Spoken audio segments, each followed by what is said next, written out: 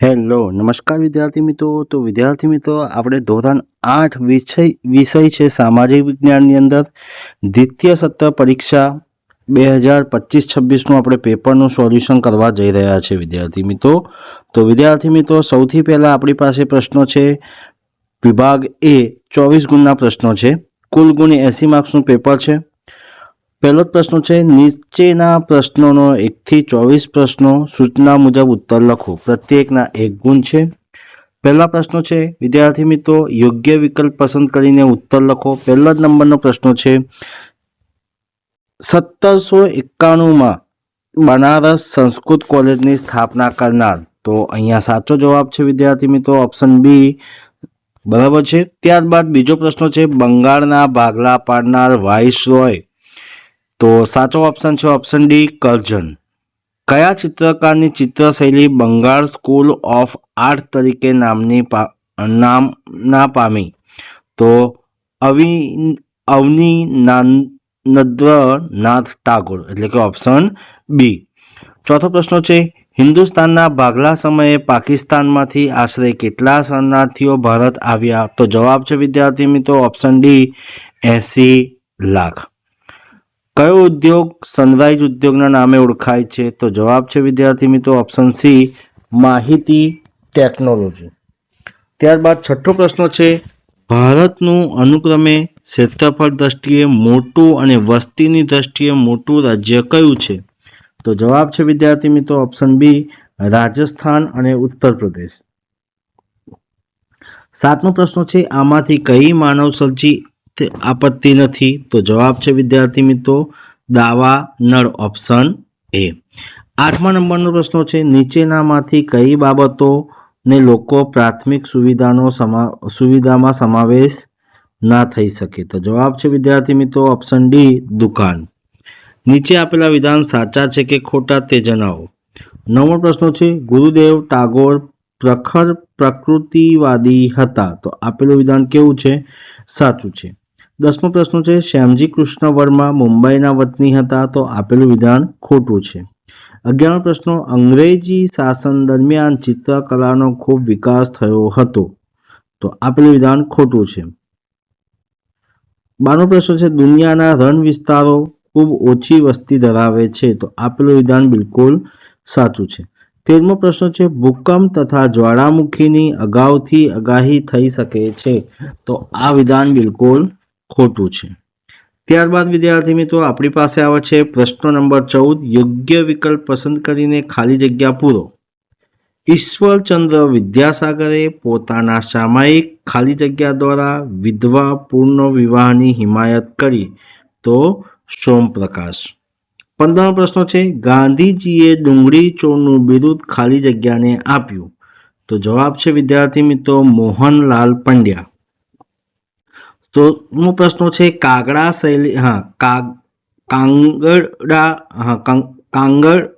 શૈલીનું મુખ્ય ચિત્રકાર ખાલી જગ્યા હતું. તો મોલારામ. 17મો પ્રશ્ન છે, ખાલી જગ્યા શહેર ભારતનું માન્ચેસ્ટર કહેવાય છે. તો અમદાવાદ. 18મો પ્રશ્ન છે, તમારા ગામને સ્વચ્છ રાખવાની ફરજ ખાલી જગ્યાની છે. તો ગ્રામ પંચાયત. કોની છે? ગ્રામ પંચાયત. જોડકા યોગ્ય રીતે જોડો. પ્રશ્નો 19મો, ભૂસ્ખલન. તો સાચો ઓપ્શન છે ઓપ્શન ડી, દાવા નળ. તો સાચું ઓપ્શન છે ઓપ્શન ઈ. 21મો પ્રશ્ન છે, મહામારી. તો સાચો ઓપ્શન છે સી, તીડ પ્રકોપ. તો સાચો ઓપ્શન છે ખેતીના પાકનો સફાયો. ત્યારબાદ નીચેના પ્રશ્નોના ઉત્તર 1-2 વાક્યમાં લખો. તો 23મો પ્રશ્ન છે, સુભાષચંદ્ર બોઝ નો જન્મ ઓડિશાના કયા શહેરમાં થયો હતો? તો જવાબ છે વિદ્યાર્થી મિત્રો કટક શહેરમાં થયો હતો. 24મો પ્રશ્ન છે, કયા કમિશને પુસ્તકાલય વસાવવાની અને વિદ્યાર્થીઓ પાસેથી ફી લેવાની છૂટ આપી? તો હન્ટર કમિશન. કોણ? Hunter commission. ત્યારબાદ વિદ્યાર્થી મિત્રો બી વિભાગ છે. પ્રશ્નો નંબર 25 થી 42 1-2 વાક્યમાં ઉત્તર લખો. બરાબર છે. પ્રત્યેકના 1 ગુણ છે. તો કુલ આટલા પ્રશ્નો છે વિદ્યાર્થી મિત્રો, 42 પ્રશ્નો છે. ત્યારબાદ વિભાગ સી છે. દરેક પ્રશ્નોનું આપણે વિદ્યાર્થી મિત્રો સોલ્યુશનની જો ચર્ચા કરીએ તો આપણી પાસે સોલ્યુશન કરેલું છે. સૌથી પહેલા વિભાગ બી ની વાત કરીએ તો ગોપાલ કૃષ્ણ ગોખલેએ અંગ્રેજ સરકારને કયો કાયદો ઘડવા આ સૂચન કર્યું? તો જવાબ છે ઈસવીસન 1912 ગોપાલ કૃષ્ણ ગોખલે ફરજિયાત પ્રાથમિક શિક્ષણનો કાયદો ઘડવાનું સૂચન કર્યું. ત્યારબાદ 26મો પ્રશ્ન છે, ગાંધીજીએ અસહકાર આંદોલન શા માટે મોકૂફ રાખ્યું? તો ઈસવીસન 1922 જ્યારે ઉત્તર પ્રદેશના ગોરખપુર શહેર પાસેની ચોરાચોરી ગામ પાસે ખેડૂતોના શાંત સરઘસ પર પોલીસે ગોળીબાર કરતા ભરાયેલા ટોળાએ પોલીસ સ્ટેશન પર હુમલો કર્યો અને પોલીસ સ્ટેશનને આગ ચાંપી, જેમાં 22 જેટલા પોલીસ કર્મીઓ મૃત્યુ પામ્યા. આ સમાચાર સાંભળી. ત્યારબાદ વિદ્યાર્થી મિત્રો 27મો પ્રશ્ન છે, ગુજરાતમાં કઈ શૈલીના ચિત્રો વિશેષ મળી આવ્યા છે? તો જવાબ છે વિદ્યાર્થી મિત્રો ગુજરાતમાં જૈન શૈલીના ચિત્રો વિશેષ મળી આવ્યા છે. 28મો પ્રશ્ન છે, ભારતના કયા પ્રદેશો પર પોર્ટુગીઝોનો કબજો હતો? તો જવાબ છે ભારતની દીવ, દમણ, ગોવા, દાદર નગર હવેલી પોર્ટુગીઝના શહેર પર કબજો હતો. 29મો પ્રશ્ન છે, સુતરાઉ કાપડના ઉત્પાદનનો મહત્વનો દેશ કયો છે? તો જવાબ છે ભારત, ચીન, સંયુક્ત રાજ્ય અમેરિકા કાપડનું ઉત્પાદનના મહત્વનો દેશ છે.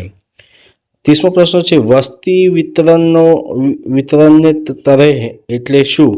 તો પૃથ્વી સપાટી પર જે પ્રકારે વસ્તી ફેલાયેલી છે તેને વસ્તી વિતરણની તરહ કહેવામાં આવે છે.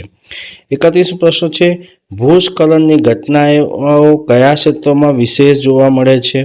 તો જવાબ છે ભૂસ્ખલનની ઘટનાઓ પર્વતીય ક્ષેત્રોમાં વિશેષ જોવા મળે છે. 32મો પ્રશ્ન છે, સામાજિક ન્યાય એ શબ્દ પ્રયોગમાં સામાજિક શબ્દ શાના માટે છે? તો સામાજિક શબ્દ સમાજમાં રહેનાર તમામ લોકો માટે છે. 33મો પ્રશ્ન છે, કેવા સંજોગોમાં રાજકીય સ્વતંત્રતાનો કોઈ અર્થ રહેતો નથી? તો સમાજના આર્થિક અને માનસિક વિકાસ વગેરે રાજકીય સ્વતંત્રતાનો કોઈ અર્થ રહેતો નથી. 34મો પ્રશ્ન છે, સરકારની આવકનો સ્ત્રોત કયો છે? તો કોઈ બે સ્ત્રોત અંગે લખો. તો મકાન વેરો, જકાત વેરો, મિલકત વેરો, સફાઈ વેરો, આવક વેરો વગેરે સરકારની આવકનો સ્ત્રોત છે. 35મો પ્રશ્ન છે, ગાંધીજીના મત મુજબ પ્રાથમિક શિક્ષણનો અભ્યાસક્રમ કેટલા વર્ષનો હોવો જોઈએ? તો ગાંધીજીના મત મુજબ પ્રાથમિક શિક્ષણનો અભ્યાસક્રમ 7 વર્ષનો રાખવો જોઈએ. 36મો પ્રશ્ન છે, લોકમાન્ય ટિળકે કઈ ઘોષણા કરી? તો લોકમાન્ય ટિળકે કહ્યું કે સ્વરાજ મારો જન્મસિદ્ધ અધિકાર છે, તે હું લઈને જ જંપીશ, એવી ઘોષણા કરી. 37મો પ્રશ્ન છે, પાલ શૈલીનો વિસ્તાર ક્યાં થયો હતો? તો પાલ શૈલીનો વિસ્તાર બંગાળ, બિહાર અને નેપાળમાં થયો હતો. 38મો પ્રશ્ન છે, કયા દેશી રાજ્ય ભારત સંઘ સાથે જોડાવાની આનાકાની કરતા હતા? તો હૈદરાબાદ, જૂનાગઢ, જમ્મુ કાશ્મીર જેવા દેશી રાજ્યો ભારત સંઘ સાથે જોડાવાના આનાકાની કરતા હતા. 39મો પ્રશ્ન છે, ઉદ્યોગ શબ્દનો અર્થ શું છે? તો ઉદ્યોગ શબ્દનો સામાન્ય અર્થ કંઈક પણ કાર્યક્ષમ કે પ્રવૃત્તિ બાદ મળતું ફળ કે પરિણામ છે, જેનો ઉપયોગ માનવ કરે છે અને માનવ જરૂરિયાત પૂરી થાય છે. 40મો પ્રશ્ન છે, કચ્છ જેવા રણ વિસ્તારમાં સાથી ઉદ્યોગ વિકસ્યો છે? તો સસ્તી વીજળી, માળખાગત સુવિધાઓ અને સરકારનું પ્રોત્સાહન. 41મો પ્રશ્ન છે, સાક્ષરતા દર શોધવાનું સૂત્ર જણાવો. તો જવાબ છે વિદ્યાર્થી મિત્રો 7 વર્ષ સાક્ષરતા દર બરાબર 7 વર્ષ કે તેનાથી વધુ ઉંમરના પાછળ વ્યક્તિઓની વસ્તી ભાગ્યા 7 વર્ષ કે તેનાથી વધુ ઉંમરની વસ્તી ગુણ્યા 100. 42મો પ્રશ્ન છે, માર્ગ સલામતી સપ્તાહ કયા માસમાં ઉજવવામાં આવે છે? તો દર વર્ષ જાન્યુઆરી મહિનાના દરમિયાને માર્ગ સલામતી સપ્તાહ તરીકે ઉજવવામાં આવે છે. ત્યારબાદ વિદ્યાર્થી મિત્રો વિભાગ સી છે આપણી પાસે. પ્રશ્ન ક્રમાંક 43 થી 53માંથી કોઈ પણ 9 પ્રશ્નો ટૂંકમાં ઉત્તર લખવાના છે. પ્રત્યેકના 2 ગુણ છે. 43મો પ્રશ્ન છે, 19મી સદી ભારતમાં નવજાગૃતિની સદી કહેવામાં આવે છે? તો જવાબ છે 19મી સદી બંગાળમાં રાજા રામ મોહન રાય બ્રહ્મ સમાજની સ્થાપના કરી. તેમાં કેશવ સેન, ઈશ્વરચંદ્ર વિદ્યાસાગર જેવા સુધારકોએ પણ ફાળો આપ્યો. તેઓએ બાળ લગ્ન પ્રતિબંધ, વિધવા પુનર્વિવાહ વગેરે સુધારા કરાવ્યા. ભારતના વિવિધ પ્રાંતોમાં પ્રાથમિક, માધ્યમિક તથા ઉચ્ચ શિક્ષણ આપતી કોલેજો શરૂ થઈ.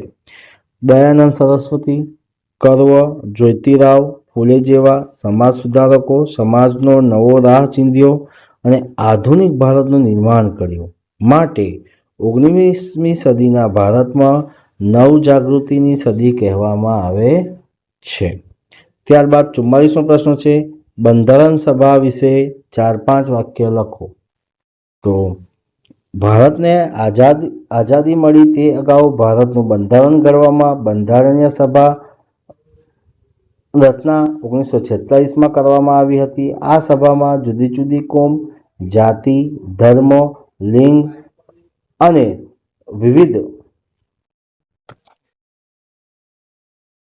વિવિધ ભૌગોલિક પ્રદેશો, વ્યક્તિઓ, રાજકીય પક્ષો, તજ્ઞ વ્યક્તિઓ સમાવેશ કરવામાં આવ્યા હતા. સભામાં કુલ 389 સભ્યો હતા. તેના પ્રમુખ ડૉક્ટર રાજેન્દ્ર પ્રસાદ હતા. તેમાંથી બનાવેલા બંધારણ સમિતિના અધ્યક્ષ ડૉક્ટર બાબા સાહેબ આંબેડકર હતા.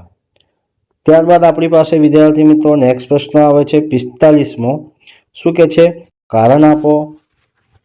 અશોકા જાપાનનું મોન્ચેસ્ટર તરીકે પણ ઓળખાય છે. તો જવાબ છે ઇંગ્લેન્ડમાં મોન્ચેસ્ટર શહેરમાં સુતરાઉ કાપડનો ઉદ્યોગ ખૂબ જ વિકાસ પામ્યો છે. માન્ચેસ્ટર શહેરમાં સુતરાઉ કાપડનો સૌથી વધુ મિલો આવેલી હતી. એ જ રીતે જાપાન શહેર ઓસાકામાં સમગ્ર દેશના અન્ય સ્થળો કરતાં કાપડની સૌથી વધુ મિલો આવેલી છે. તેથી ઓસાકા જાપાનનું માન્ચેસ્ટર તરીકે પણ ઓળખાય છે. 46મો પ્રશ્ન છે, દાવા નળ કયા કયા સંજોગોમાં ફાટી નીકળે છે? તો દાવા નળ નીચે જેવા સંજોગોમાં ફાટી નીકળે છે. કોઈ વ્યક્તિ સળગતી બીડી કે સિગરેટ બુઝાવ્યા વિના જંગલમાં ફેંકી દે. બીજું, પશુ ચરાવનાર કામચલાઉ બનાવેલા ચૂલા બેદરકારીથી બુઝાવ્યા વિના નીકળી જાય. ત્રીજું, જંગલમાંથી પસાર થતી વીજળી કે ગેસની લાઇનમાં કોઈ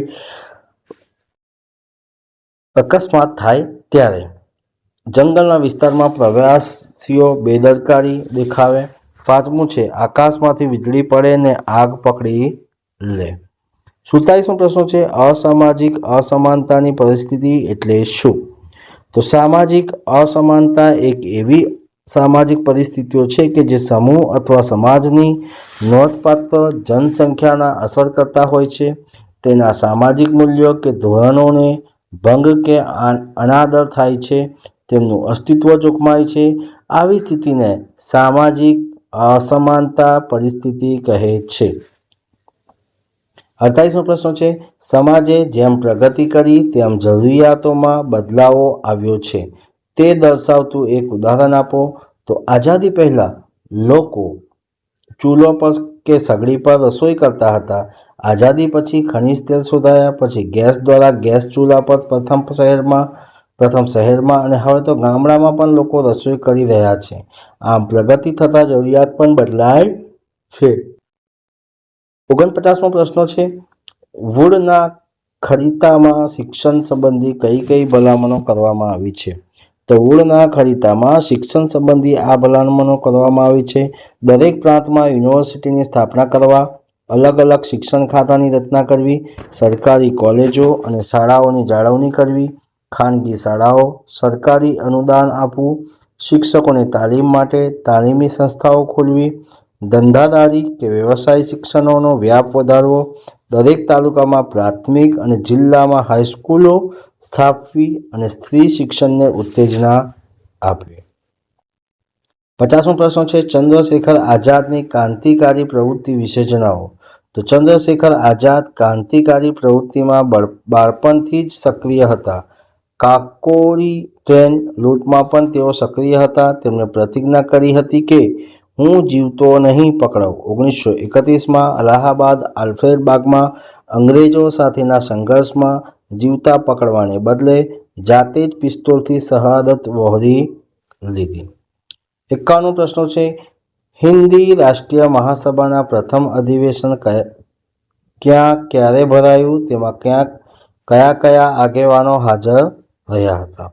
તો જવાબ છે હિન્દી રાષ્ટ્રીય મહાસભાના પ્રથમ અધિવેશન 28 ડિસેમ્બર 1885ના રોજ વ્યોમેશચંદ્ર બેનર્જીના પ્રમુખ પદ મળ્યું હતું. 52 પ્રશ્નો છે. ગુફા ચિત્રશૈલીના ટૂંકમાં પરિચય આપો. તો જ્યારે માનવી ગુફાઓમાં રહેતા હતા ત્યારે જ ચિત્રશૈલી વિકસી તેને ગુફા શૈલી કહે છે. મધ્યપ્રદેશના ભીમબેટકાના ગુફાઓમાં ઈસવીસન પૂર્વ 7000ના સમયના ચિત્રો જોવા મળે છે. એ જ રીતે ઈસવીસન પૂર્વ 2000ના સમયમાં ગુફા ચિત્રો મહારાષ્ટ્રના નરસિંહગઢ ગુફાઓમાં જોવા મળે છે.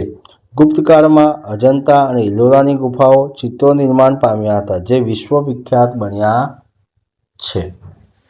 ત્યારબાદ આપણી પાસે આવે છે વિદ્યાર્થી મિત્રો 53મો પ્રશ્નો. તીડ પ્રકોપ સામે શું કરી શકાય?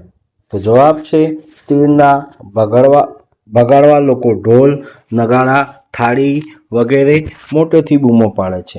આમ કરવાથી તીડ ત્યાં ઉતરતા નથી. હાલમાં તીડના ટોળા પ્રવાસની દિશા અને તેના સંભવિત પ્રભાવી વિસ્તારનો સાવચેત કરવા સરકારનો પ્રયત્ન કરે છે. ખેતીવાડી વિભાગ દ્વારા તીડ નિયંત્રણ દવાનો છંટકાવ કરાય છે. ત્યારબાદ વિદ્યાર્થી મિત્રો આપણી પાસે આવે છે સેક્શન ડી. સેક્શન ડીની અંદર છે પ્રશ્નો ક્રમાંક 54 થી 60માં કોઈ પણ 5 પ્રશ્નો લખવાના છે. સવિસ્તાર પ્રશ્નો છે. 54મો પ્રશ્ન છે ટૂંકનો અર્થ લખો. વિધવા વિવાહ. તો અહીંયા વિદ્યાર્થી મિત્રો તમને જવાબ આપેલો છે વિધવા વિવાહ વિશે. તમે જોઈ શકો છો કે 19મી સદીમાં ભારતીય સમાજમાં વિધવાઓની સ્થિતિ દયાજનક હતી. નાનપણથી સ્ત્રીના લગ્ન થઈ જતા અને જો તેની નાની ઉંમરે વિધવા થઈ જાય તો આખી જિંદગી તેને એમ જ જીવન પસાર કરવું પડતું હતું. કેશવચંદ્ર સેનાને લાગ્યું કે બાળ લગ્ન એ સમાજનું સૌથી મોટું દૂષણ છે. તેના લીધે સમાજમાં વિધવાની સમસ્યા પણ પેદા થાય છે. કેશવચંદ્ર સેનાની પ્રયત્ન સ્ત્રીના લગ્નની ઉંમર ઓછામાં ઓછી 12 વર્ષ કરવામાં આવી. 1856માં ડેલહાઉસીએ વિધવા પુનર્લગ્નનો કાયદો પસાર કરી વિધવાને લગ્નને કાયદેસર બનાવી એક મોટા સામાજિક દૂષણને દૂર કર્યા. ગુજરાતમાં પણ નર્મદ, કરસનદાસ, મૂળજી, મૈપતરામ, રૂપારામ મહેતા વગેરે બાળ લગ્ન અને વિધવા વિવાહની મનાઈ વિરુદ્ધ આંદોલન ચલાવ્યા હતા. સમાજમાં દાખલો બેસાડવા કવિ નર્મદે તો વિધવા સાથે લગ્ન પણ કર્યા. બાળપણમાં પણ અધ્યાપક શ્રીચંદ્ર વિદ્યારત્ન અને તેની વિધવા થયેલી કાલીમાતી દેવીના વિવાહ થયા છે. આજે સમાજમાં શિક્ષિત બન્યો હોવાથી વિધવાએ લગ્ન કરી સંસાર જીવન જીવતી થઈ. ત્યારબાદ વિદ્યાર્થી મિત્રો પ્રશ્ન નંબર 55 ટૂંકનો લખો. માનગઢ હત્યાકાંડ. તો અહીંયા વિદ્યાર્થી મિત્રો સ્ક્રીન ઉપર તમને માનગઢ હત્યાકાંડ વિશે પ્રશ્નોના જવાબ આપેલા છે જે તમે જોઈ શકો છો અને લખી પણ શકો છો. ત્યારબાદ 56મો પ્રશ્ન છે ભારતમાં વિકસેલા ચિત્રકલાના ઇતિહાસનો ટૂંકો પરિચય આપો. એના પણ જવાબ વિદ્યાર્થી મિત્રો તમને સ્ક્રીન ઉપર દેખાય છે અને તમે એ જોઈને પણ તમે લખી શકો છો. ઔદ્યોગિક અકસ્માતમાં થનાર અકસ્માતનો વિગતો આપો. તો એનું પણ સોલ્યુશન વિદ્યાર્થી મિત્રો તમને સ્ક્રીન ઉપર જોવા મળી રહ્યા છે. પંચવર્ષીય યોજના એની પણ જવાબ તમને વિદ્યાર્થી મિત્રો સ્ક્રીન ઉપર તમે જોઈ શકો છો અને સ્ક્રીનશોટ લઈને પણ તમે લખી શકો છો. ત્યારબાદ આપણી પાસે આવે છે ભારતમાં રાષ્ટ્રવાદ ઉદ્ભવ અને વિકાસ માટે કયા કયા પરિબળો જવાબદાર હતા. તો એ પણ જવાબ વિદ્યાર્થી મિત્રો અહીંયા તમને આપેલા છે. રાજપૂત શૈલીના પણ તમને વિદ્યાર્થી મિત્રો અહીંયા સોલ્યુશન તમને આપ્યું છે, જોઈ શકો છો.